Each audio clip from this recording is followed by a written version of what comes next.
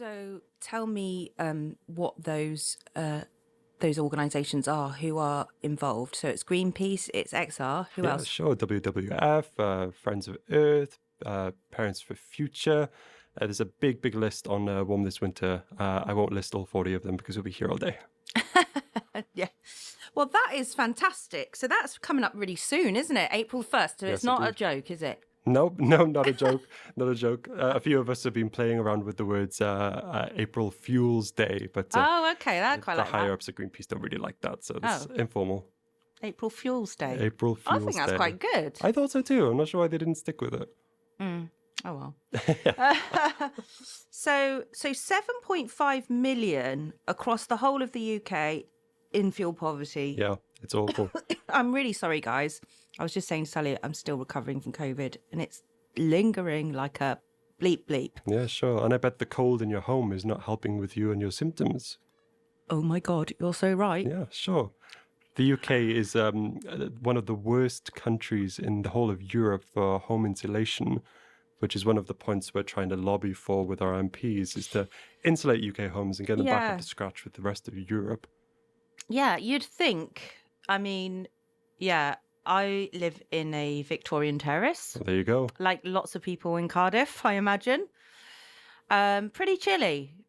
Chilly. Yep. And what I do now is I have I don't know how efficient this is, to be fair, but I got a little electric radiator, and I just have that on in the room that I'm in. Sure. Because otherwise I'm heating up the whole house. I mean, I have a couple of radiators turned off, but I'm literally scared to do my meter readings. I've got to do them. Like last time I did them, okay. So basically, let's just go into this quickly because it is really important, because I know there's a lot of people. Look, if I'm struggling, there's a lot of people out there that are struggling, Indeed. you know. Yeah. In fact, probably very few who aren't, I imagine, based on the kind of like average wages in the UK. So my heating was, when I moved into my house, which was a couple of years ago, it was about £72 a month, Okay. which is pretty good. Sure. And if I maintained that over the year, obviously I don't have the heating on in the summer because my house isn't insulated very well. It gets hot. There you go. So now, last time I did my meter readings, guys, right, listen to this. Like, how are you supposed to deal with this? £10 a day. It was 40 days, £400 more or less. This is extortion. This is extortion. Like, that's like how, I mean, I work in third sector. Mm-hmm. I do journalism and media. I'm not getting paid loads. I'm not, headline on the BBC or anything. I'm not like Gary Lineker. I'm here on Radio Cardiff. This is a voluntary role. Yeah. What the hell? It's awful. It's absolutely awful. And I can talk from personal experience as well. Me and my girlfriend were underneath like 3 layers of blankets to try and keep warm. Our bills aren't quite as bad as yours. We've managed to like keep them down, and we're not even turning on a hot water at the moment because prices are so high. And then you think of us, like we're relatively young, healthy people. Yeah. And then if you look at our elderly in this population, I know. Actually, my dad has this disabled. problem. He is freezing. Exactly. And he lives in an even older house. Oh. It's terrible. Where I grew up. Yeah. When we first moved in the house, like in the 70s, actually had no heating, right? Right. It had no heating, and my dad put it in. But he can't afford to put it on. It's awful. Because that house is so cold. It's like one of the coldest houses, you know? Sure. Because it's like really old, like 18 something. Sure. But yeah, so this is a huge issue, along with everything else. This is very true. This is very true. So this campaign is, so how do people do that? Do they go to Greenpeace website and they can basically fill in a kind of like email where you go and you're like, I'm going to email my MP? Yeah, so you can do it a number of ways. You can go that route, or you can go to warmthiswinter.org.uk and fill in a template for you to pitch to your MP, your local MP that way. But my personal favourite, Greenpeace, are in support of something called the Affordable Energy Calculator. Basically, you chuck them in some of your details and they'll calculate how much you could save through this Warm This Winter campaign. I just did it yesterday, and on a yearly basis, I could be saving up to £500. So what I suggest people to do is go to affordableenergycalculator.org, do the calculations, and then at the very end, you'll have a little prompt to have a template to send to your MP. You can look through it, sign off on it, and then include your name, and then send it off to your local MP. Do it, guys. Get on the internet. I'm sure you're on the internet already. You can take 2 minutes to go to... Just say that website again. Sure, that's affordableenergycalculator.org. Okay, you got it, guys. You got it. And there is nobody on my live. Can somebody join my live, please? I mean, I'm pretty lonely right now. Come on, guys. Pretty lonely. We're having a good combo. Get involved. Or you can text Radio Cardiff on 07365 563 595. That's 07365 563 595. And obviously, some people might be listening in the car, so don't text and drive because that is dangerous. Should we just have a little bit more music? What was your other track that you chose? Oh, okay. So my lecturer has a brilliant band that I didn't actually discover through him. I discovered him on Spotify Discover Weekly. Yeah. It's called Slowly Rolling Camera, and the song is Juniper. Juniper. Here it is. Let's listen to that. This is somebody you know. Yes, indeed. Worldwide renowned jazz artist, just down the road from us. Really? Yeah. Interesting. Let's get him on the show. Yeah. Or her. This tunage, right? Absolutely lush. Loving it. Loving it. Yeah. Tell us who it is again. It's a slowly rolling camera. Yeah, slowly rolling camera. And they are based in the Diff. Yeah, sure. Oh my God, I'm like a new fan now. Can I come and sing with those guys? Get them on the radio. Right, I'm gonna get them down. Okay, well that is a beautiful tune. I'm really enjoying the drums, the jazz vibes, the piano, everything. Totally lush. Shout out to Jude Stringer who joined the Insta. Yeah, he's up in Sheffield. Shout out to your mates at Sheffield Uni. Shout out to the students up there. And okay, so we were just chatting, Sullie, and we were going to say, like, what are these actual 4 demands that you're demanding for this insulation stuff? Sure. So as I said before, 7.5 million homes, I repeat, 7.5 million households to be in fuel poverty from April. So our number one demand from our local MPs is going to be emergency monetary support. We need extra money. What the government are doing right now is okay, but it's stopping come April. Our £67 a month is gone. So we need extra support to get people out of fuel poverty and for this winter to be more I need easily. support. Yeah, me too. Absolutely. Yeah. And to get through this next winter, which is 9 months away? I don't know. But I think the Tories definitely showed us we're all in it together. No. Yeah, sure, maybe. So Can we have that £38 million back, please? that'd be nice. Yeah. That'd be very nice, wouldn't it? Yeah, I'm not having it anymore. I've had enough. All right? I want it back. 38. No, it's not million, is it? It's billion. Are you talking about the 38 million a week for the NHS? No, I'm Different talking thing. Okay, different scam. other billions. Oh gosh. The test and trace, track and trace. Track and trace. Okay. 38 billion. 38 billion on track and trace. That's 38,000 million pounds of our taxpayer money. Wow. Don't you get me started, love. Yeah, I think we could go all day about Tories. We could do anyway. Spending. Anyway, let's just focus on these 4 points that you are demanding. So you're demanding money. Yes, absolutely. Especially more money for our vulnerable and our elderly who are disproportionately affected by these cold homes. Yeah, because they're not working. They can't even. Yeah, sure. And they're going to get. They're sick. Yeah, exactly. Just like yourself recovering from COVID, I put money on the fact that if you're living in a cold home and you're recovering from an illness or with a long ongoing illness, you're going to be disproportionately affected with a cold home and cold and damp and mold. All really, really bad things. Because that's another thing that starts happening when you don't put the heating on. Your towels don't dry. Indeed. The mold comes about. Sure. It's just depressing, to be fair. It's awful. And the government can be doing so much more. Number one, they could be listening to our Warm This Winter campaign. It's a lot they could be doing. That's just, let's speak the truth. This is very true. But this brings us on next, really nicely to our next demand, which is better insulation and new heating systems for homes across the UK. So, as I said before, we're the worst for insulated homes in the whole of Europe. It's awful. We're losing money through our windows and through our doors and through our attics. It's terrible. And then new heating systems as well, like heat pumps, which are so efficient and so energy friendly.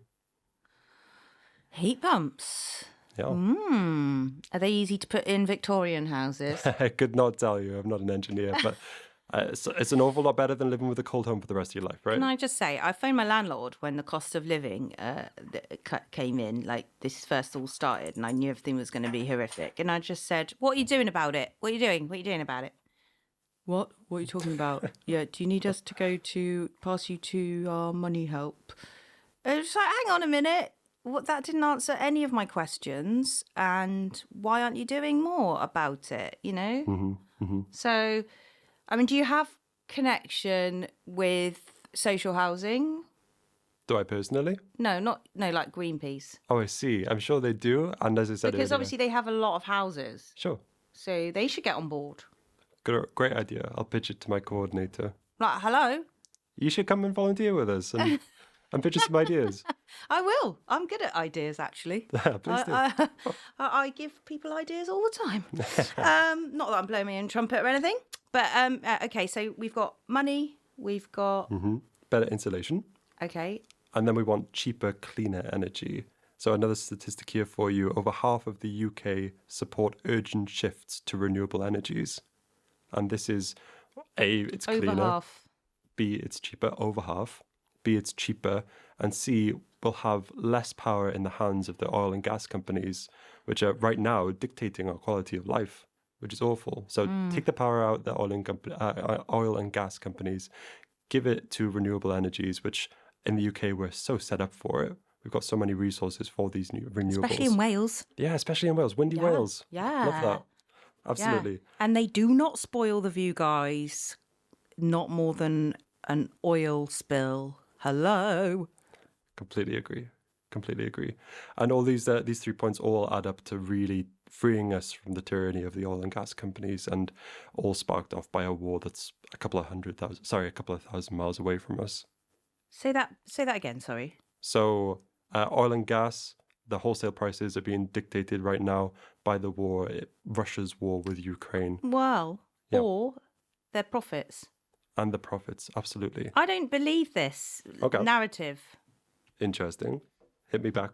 How come? I think you know, if you look at the profits, Sure. why has that got anything to do with war? Oh, I'm absolutely not saying that the oil and gas companies aren't having so much money thrown at them through this. And this whole thing started off with the Ukraine-Russian war. Absolutely. Because Russia is the main supplier of gas and oil to the UK, which is affecting the wholesale prices.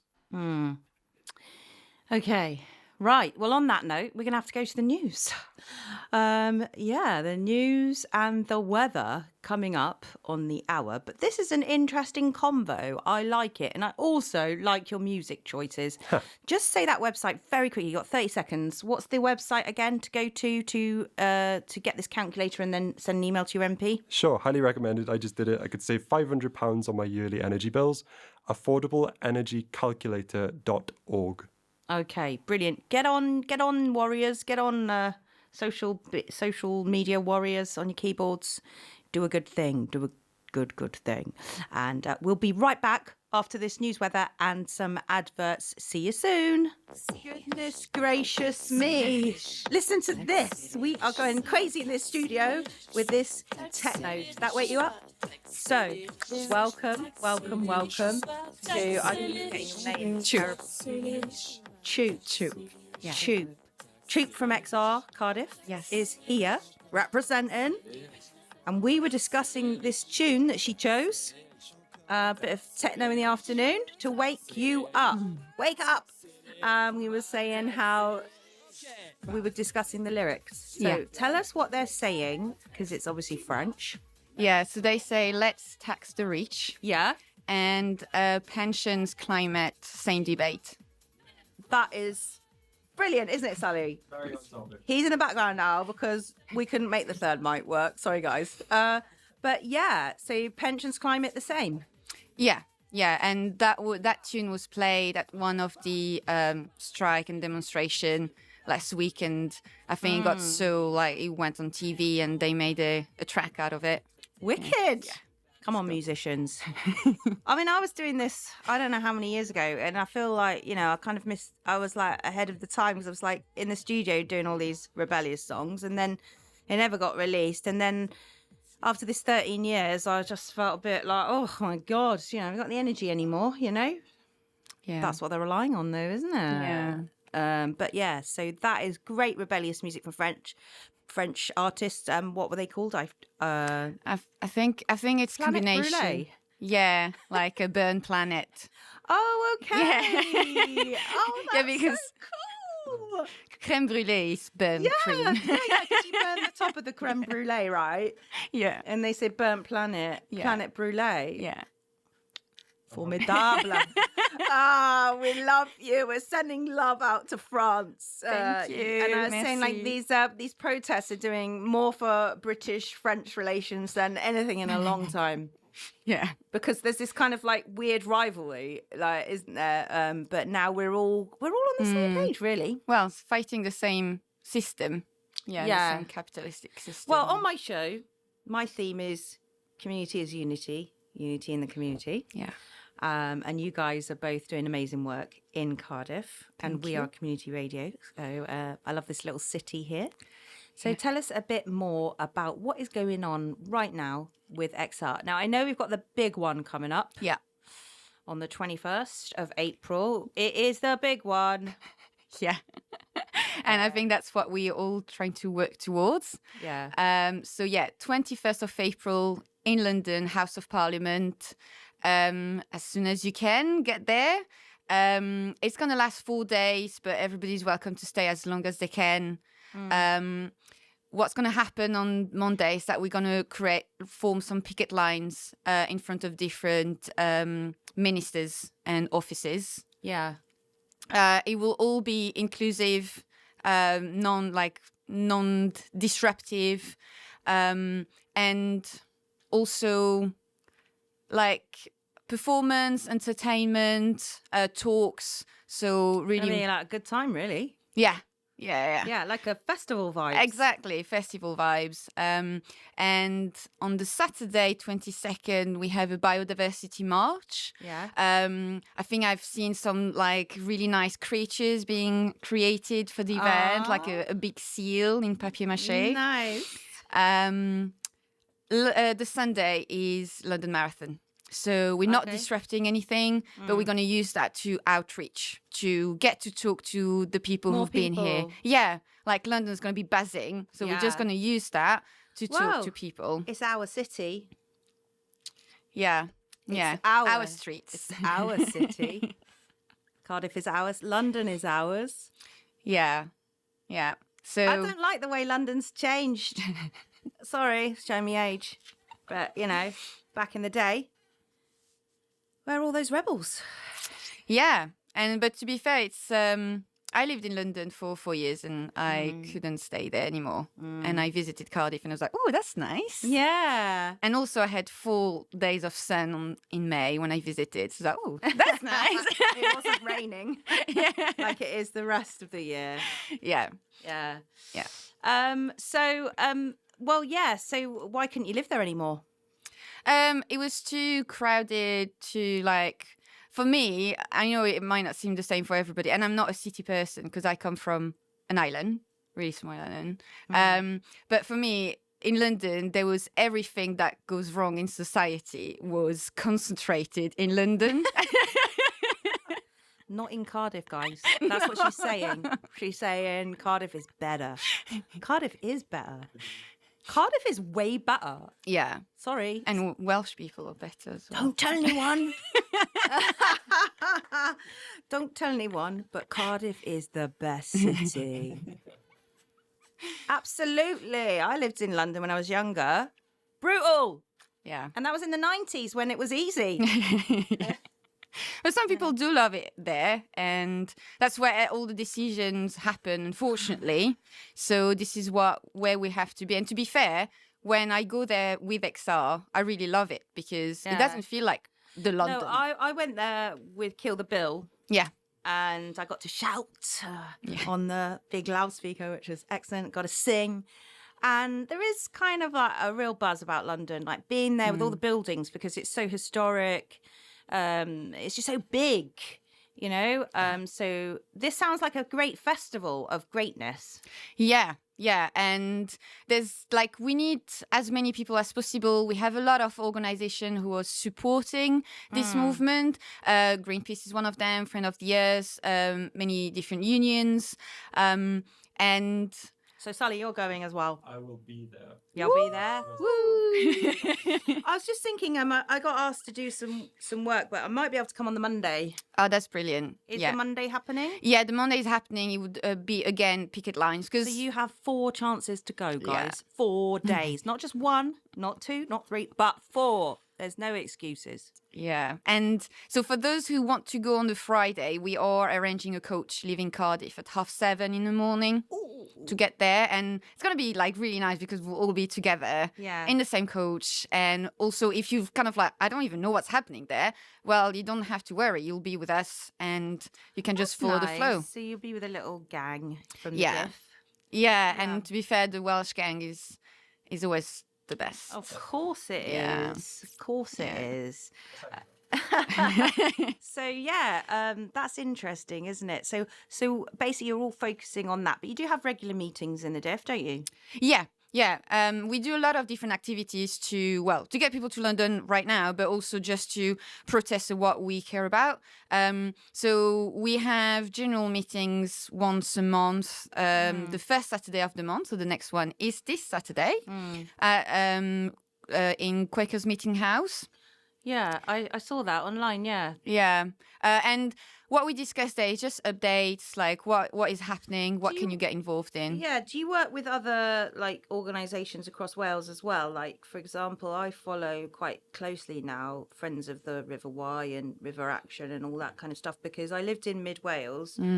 And I absolutely love the River Wye. We used to go, like, I was really at the top at the start of it, and we used to go swimming, and it's just like there's little fish, and it's like crystal clear. It's freezing, absolutely freezing, but it's just beautiful. Yeah, you know? and it breaks my heart that like Wales and water are kind of like go together. Yeah, you know. So because I feel like Welsh water also needs to get their act together. Yeah. So we there's a campaign called Dirty Waters in Extinction Rebellion. Yeah. We've done one in Cardiff. I think it was the 12th of March for the TAF, and that was to target Welsh waters and the sewage points. But there was one also a few days ago close to Hereford with a poultry industry, and that was done by Extinction Rebellion Cymru as well. So I think we're trying to work more and more with other organisations. Yeah, because I feel like those connections are very important because I think that most people, I mean, I don't know about you guys, but most people care. Yeah, they do. They deeply care. Yeah. How can you not care about your own planet? Yeah. I mean... Your own land. Yeah. And so I think some people may have seen the message that XR have put early this year as the We Quit, which meant that we quit kind of like civil, direct action that disrupt the general public. I think for a while, some other organizations may have fear to get associated with us because they don't know what's going to happen, would that be too disruptive, how do they work? So we try to make people realize that we also have what we call fluffy actions, which are fluffy. I like that. Which is not it's just talks and just gathering people and caring. So we also do have those actions, and it's trying to make getting other organizations to realize that is a great word. fluffy actions, guys. You have to go and get arrested. Fluffy actions. Yeah. Fluffy. That is brilliant. Now, I've been looking today at... The thing is, I feel like there's so much work to do, obviously. But some of obviously community is really important, and kind of our local areas and Wales. But I listen to a lot of different podcasts and conversations. But I think with nature and with our planet, it is something much deeper and kind of maybe spiritual or whatever you want to say. But I was listening to Russell Brand conversation, and one little phrase that stuck in my mind was raiding the ineffable. Raiding the ineffable. We've had a raid on those things in our society. Because when I walk by the River Wye and I look in the water or I go out in nature, you have a connection with it, you know, that's really important, and it is ineffable. It is something that's deeper than anything, really. Yeah. And I think we tend to lose that connection with the way society goes and how fast we need to go, and it's how like predictive it is. changing those values, isn't it? Paradigm and Because- values, yeah. Yeah, changing the paradigm and changing the way that people are really thinking, because we've got this very insular little world that's all set up like, oh, we will go to work and we will do this and then we'll come home and then we'll do that, you know, and it's like, and then every month we'll get paid and no. Yeah. And it's polarizing as well. Like, a lot of people start hating each other without even knowing each other. Yeah, this is dangerous. Yeah. And that's one thing I quite like about Extinction Rebellion, is really the non-violence, like even the non-violence communication and how it's really embedded in the way we do things. Yeah. Like, someone would shout quite aggressively in a protest, and like people will just take care of it. They'll be like, oh, calm down, and people will not pay attention. It wouldn't escalate. It's like a tribe. You're keeping each other in check. Yeah. Like, as in, you're looking out for each other, whether Yeah. that be over enthusiasm Yeah. or, you know, or maybe, you know, if someone's maybe quieter at the other level, you know, or less confident. Yeah, no, definitely. And I mean, we can always improve. Like, there's always things we can do, because, like, well, people would know that XR is mainly like white middle class people, and at the same time, well, we don't want to ask people who cannot afford to be arrested or to be associated with those organizations to put themselves in danger. Yeah. So we also kind of, it's finding the right balance between people feeling that they can join if they want, but not feeling that they're putting themselves into danger without being fully informed. So yeah, training and information is really intense in XR as well. That's what you do in your meetings as well. Yeah. And it's making sure that we share all the information, because it is decentralized. One of the demand actually for the big one is to have citizen-led democracy to decide how we end the fossil fuel era. So it's having like little groups of citizens that are being picked randomly. Yeah, because we all need to decide together. Yeah. And some, I don't know, Not just sometimes 600 people in Westminster. Yeah. Sorry, just saying. Yeah, and sometimes we think that politicians are those really intelligent people, and we as can't understand. I mean, I'm not saying this is what I do, but like Sorry, I just sometimes made like, a funny noise. It just came out. but sometimes it feels like it is those complicated subjects that are not accessible to everybody, and then that's what we're trying to, like, that's what we are made to believe. But actually, if you explain things, if you take time to explain to people, But it's one of those things, isn't it? It's like, it's complex, but it's also very simple Yeah. at the same time. Yeah. But people need time. And in this productivist society, we don't have time. So it's making sure that we give people this time, get them the right information, and we let them decide. Yeah. Guys, I just want to give you the number if you want to text in. If you're listening and you want to get involved and you want to ask a question, you can text in on 07365 563 595. That's 07365 563 595. Now, which was the other tune that you chose that isn't French techno? Can you remember? Yeah, I sent you to this, the Naturaleza by Danet. here we are. I've got it here. Nice. We're just going to hear a little bit of this music and we'll be right back. Right, so tell us about that song. That's beautiful. Yeah, that's Naturaleza by Danet. I didn't know until I've done a retreat on Work That Reconnects by Joanna Macy. Some people might know. You're talking about like spirituality and how we connect to nature. Yeah. And those like the work that reconnects is about how we connect with nature, but also how we reconnect with each other. And very important, that connection with each other. And these conversations are important. We need to have them in our communities, and we need to give different people a platform and have their voices heard, because mixing up the narrative and things like that. So that was beautiful. You liked that, Sullie, didn't you? Loved that one. Was up your street? That's what I thought. Yeah. So you just wanted to give out some more information, didn't you, about how people can, get involved or get in touch? Yeah. Just so I think if you type the big one on a browser, like the big one, Extinction Rebellion, you'll find like how you can sign up and get all the information. As I said, we're having a coach leaving Cardiff on Friday 21st of April. You can find it on Eventbrite if you want to book a ticket. Yeah. But then like Megabus is quite cheap as well to get to London. Yeah. I'm sure there'll be other groups as well going from Cardiff. There must be.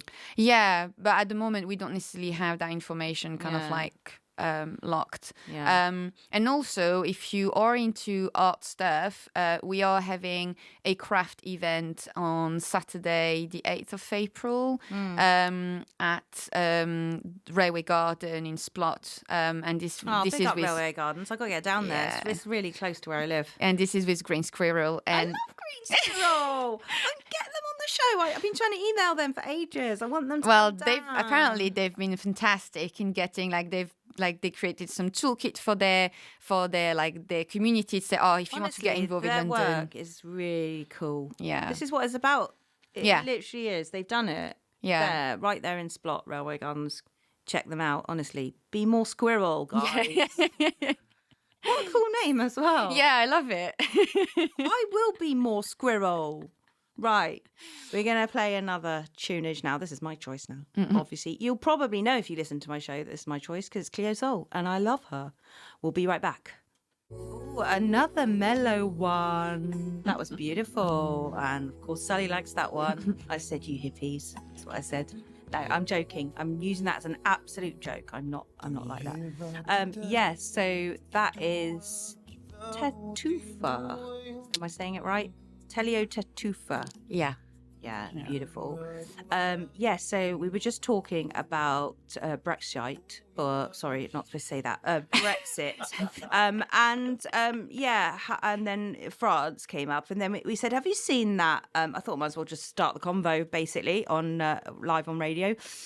So have you seen that clip in France where they're just casually having their coffee, like in the street, and then there's a fire right next to them?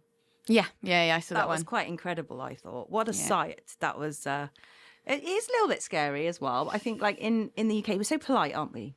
Yeah, and one thing I keep saying to people is that we're allowed to do some protests in the UK that we wouldn't necessarily be allowed to do in France because of police violence.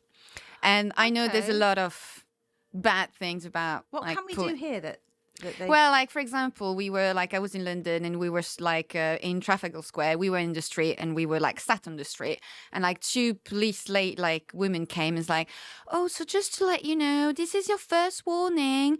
Like, we'll have to take you off the road. And if you were in France, what do you think would happen? They'd be, like, with the loudspeaker from 10 meters, like, you get off the road or we gas you. And,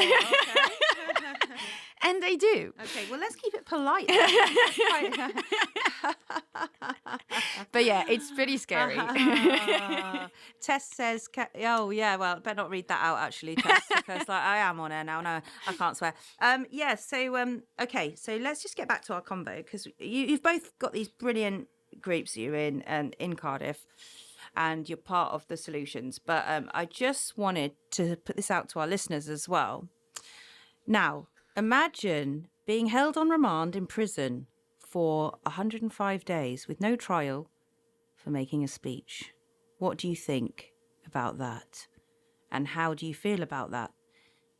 So imagine, where could that happen? You're in prison, on remand, no trial, held for 105 days for making a speech. Where do you think that happened, guys?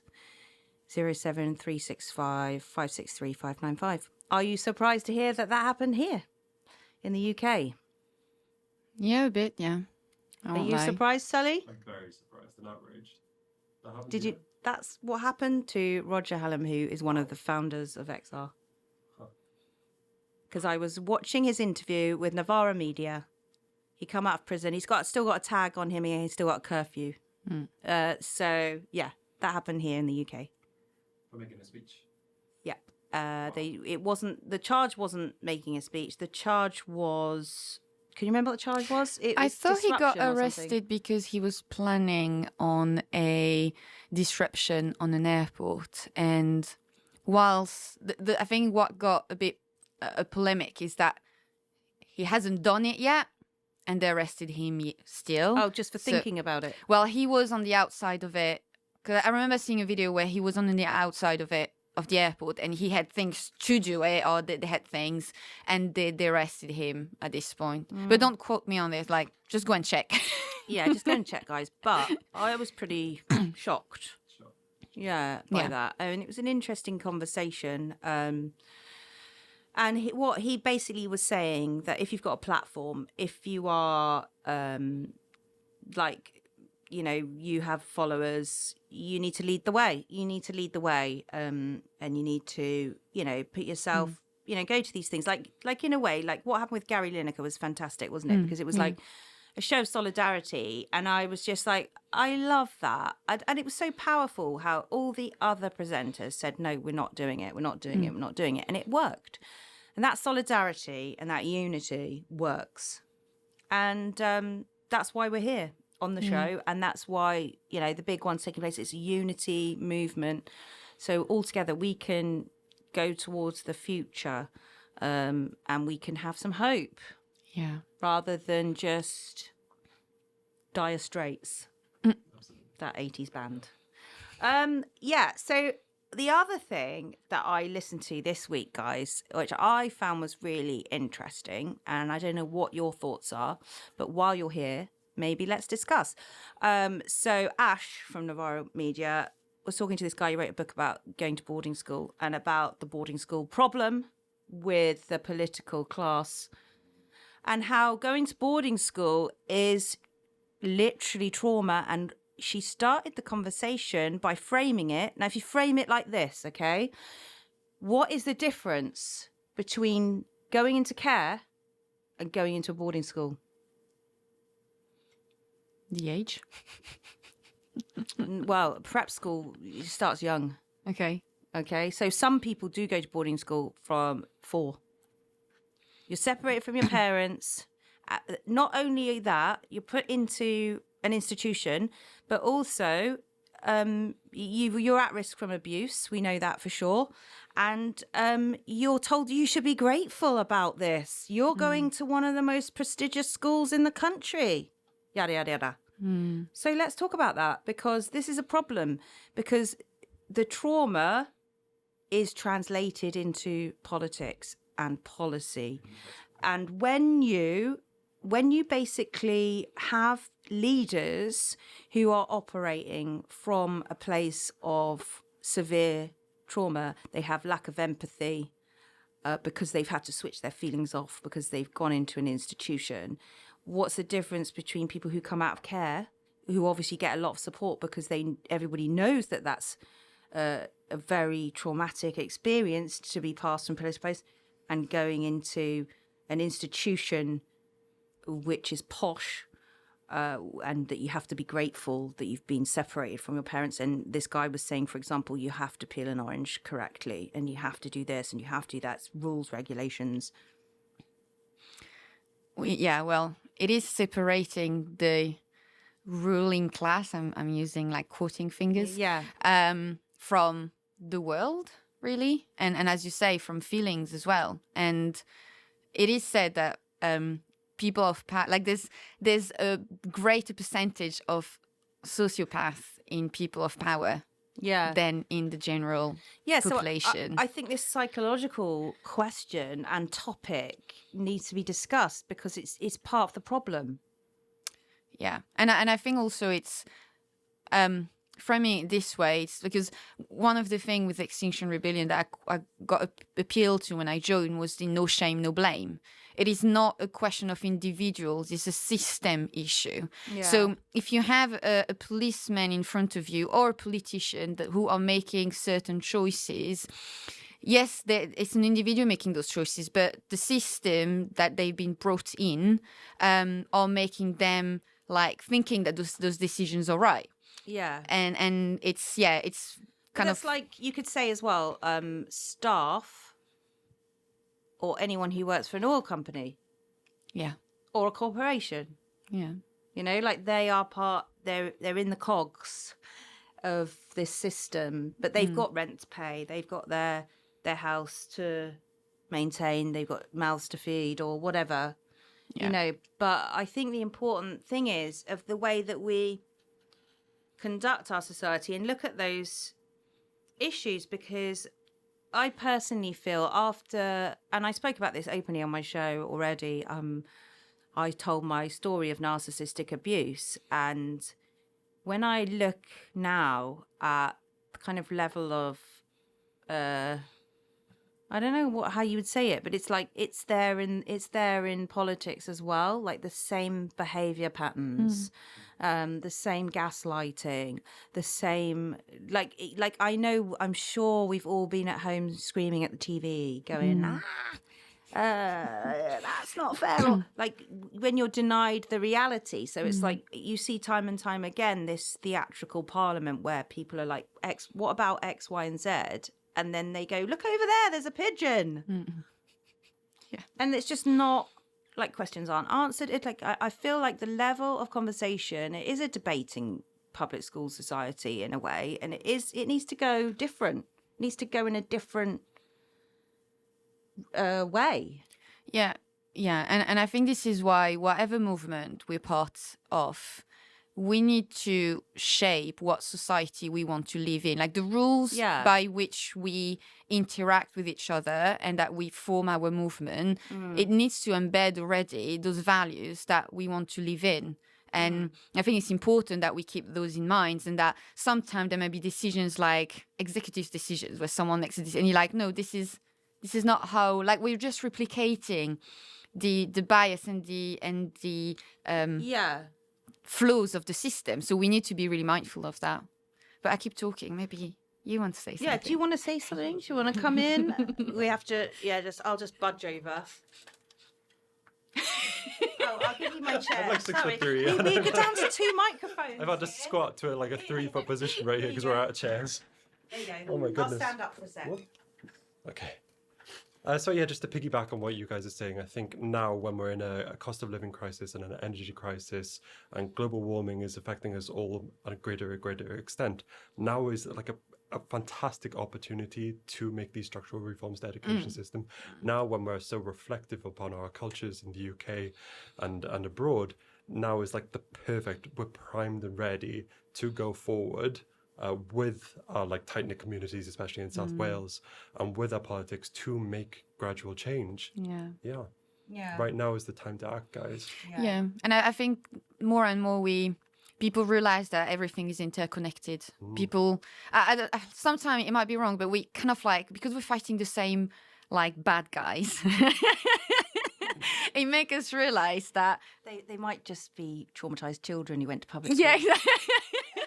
Well, the same bad system. No, you're right to remind that. But yeah, I think it makes people realize that the fight, like when we said pensions, climate, same debate, it's we might not have all the same exact priorities, but we're fighting for the same social justice, which is aggravated by climate. Yeah. 100%. I think human beings, psychologically speaking, all want the same thing, which is to feel heard and safe and seen. And loved. And loved. Absolutely, 100%. Don't forget love. And a lot of the systems that we're currently ingrained in aren't offering that to people. But now is the time to make that change. Yeah. Yeah. Now is the time. So get involved. Do you want to text me? You can. Maybe we said something you didn't agree with. You know, you might not agree. What do you think? 07365563595. Mother Nature doesn't recognize political agendas. She's angry, says Tess on the Insta live. We're live on Insta as well, Jessie Grace Music with lots of underscores. But let's just go to a tune quickly. If I can find my mouse, I'm going to choose the tune now. And yeah, here we go. This is Flowers, Little Sims. Clean version, obviously. Right, we're back and it is the last 7 minutes of the show. I'm here till 3 and our guests today have been XR Cardiff and Greenpeace Cardiff. Thank you so much both for joining. And in that little break, you would have seen if you were on our Instagram live that we were talking about a podcast that you were listening to, optimism or something, because we're talking about our news feeds and the bombardment of news and negativity and how do we deal with the heartbreak of climate change and the heartbreak of things that are happening at the moment, like sewage in our rivers and things like that, because it hurts. Absolutely. So I think as a society, as you say, we're just being bombarded with negative news cycles and negative social media. We're just talking about the protests in France and how awful it's been to see that. So I've come to the point in my life, in my climate activism, that I need to switch off from that as best as I can while still keeping informed. Yeah. And that's entailed putting a limit on my social media use. I've downloaded an app that will turn off my social medias if I spend over, like, say, half an hour a day on these things, on these platforms.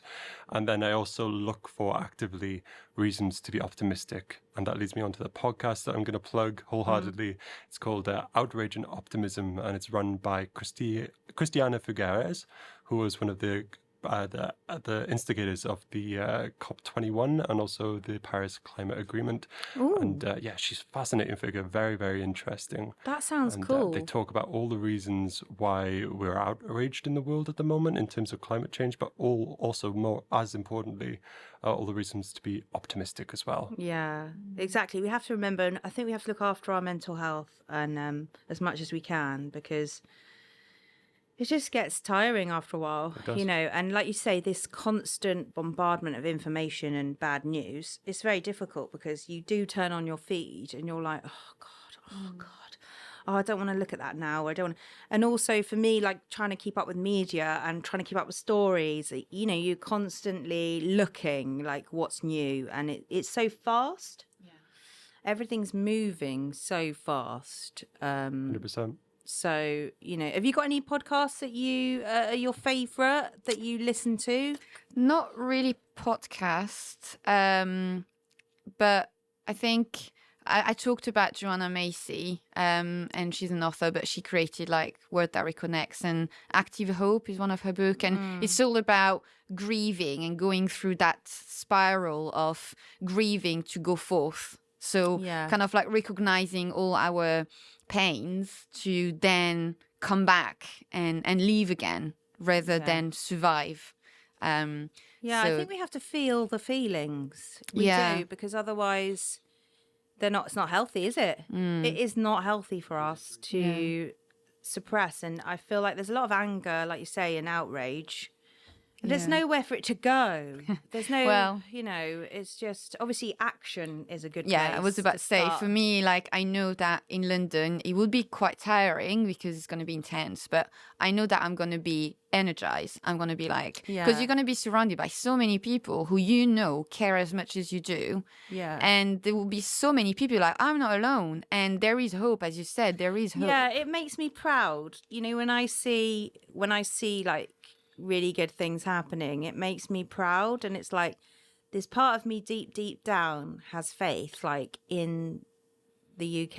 I know it probably sounds really stupid, doesn't it? But But like, I know, you know, we've had things in the past, you know, that we as a nation should be proud of. I mean, I know there's awful things in the past as well, but come on, UK, I'm rooting for you.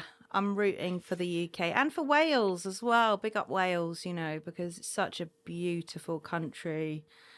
And we've got so many precious resources here that we need to protect. I did a little video on my, if you follow me online, sometimes I rant a bit. People like it though. They go, yeah. So I rant about Brexit in the supermarket, and I rant about what's the other thing? Roundup in the park, like everywhere. Like my dog's sniffing, and you know, because then my dog goes in the river as well, and you think, oh God, what's in there? You know. You just think, because obviously in mid-Wales I didn't worry so much because there was less people there, a lot less. But now you just think, well, what is there? And why is the council spraying Roundup everywhere? Cardiff Council, why? Why? Do you want to come in? Tell me why. I will bring the facts. Yes, please join and tell us why. Why are you doing that? It just doesn't make sense. It's lazy, I think. It is lazy. Right, so let's just remind people. Oh my God, we've nearly run out of time. Say your socials, your nights, whatever you want to say, quickly. Me first? Okay. So again, I want to leave you guys really importantly with affordableenergycalculator.org. If you go online, find that you can calculate how much you guys could save through our Warm This Winter campaign. I could have saved £500. Really, really exciting. Go to that. And then if you don't quite fancy doing that, if you don't quite fancy joining us on 1st of April for our mass lobbying event, check us out on socials. We're on Instagram, we're on Twitter. The handle is GREENPEACE_Cardiff. Go on, do it, get action, get with the action. And yeah, for XR Cardiff, I can't remember exactly the handle, but if you type XR Cardiff on Facebook and Instagram, we're there. There's also XR Newport, like they're kind of like really close from us, so we do all of the things together. Yeah. And yeah, we're also on Twitter. And if you want to join us for the 21st of April, check the big one on, like, just type the big one, Extinction Rebellion. I got faith. Thank you so much for joining me, guys. It's been a brilliant conversation. We hope you've enjoyed it out there. You've been listening to me, Jessie Grace, on Radio Cardiff 98.7 FM. Big up Wales, Tess says on the socials. She's the Mediterranean of the UK. Wales. Ooh, yeah. And look at those beautiful beaches. Thank you so much for joining and listening. And I'll be back next week with Elevator Club, which is on tonight, by the way, at St Cannon's at 8 p.m. and we'll be back talking music. See you next time. Bye.